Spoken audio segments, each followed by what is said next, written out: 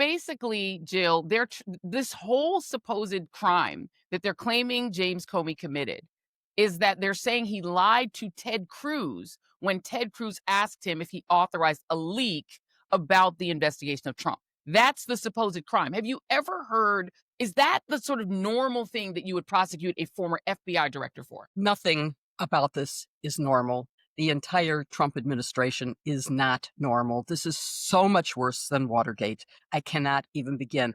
But if you carefully parse the words, Ted Cruz was a very inartful questioner. And what Comey did was brilliant. He said, yes, I repeat exactly what I said in May. I did not. When he answered that, he said, I didn't leak and I didn't authorize anyone to leak. Cruz then goes on to completely misstate McCabe's testimony. McCabe never said that he was authorized before he leaked. He admits he leaked, but he does not say that he was authorized to do so by James Comey. So there is no conflict between them. And that's where you really have a failing.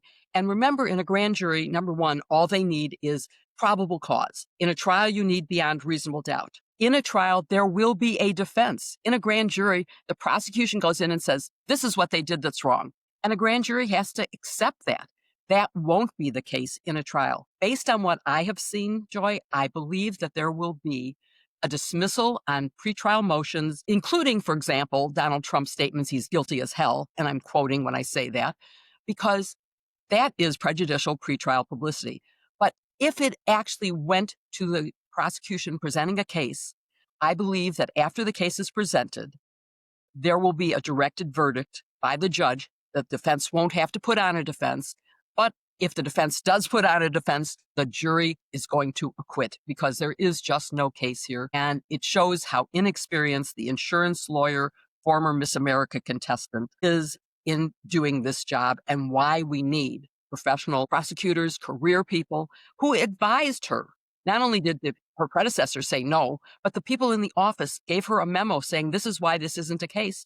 And she said, I don't care. I'm going to go ahead and do this anyway. That's Yeah. why this is wrong. He can do this to James Comey. He can do it to anyone, especially with what's happening with his executive order about Antifa.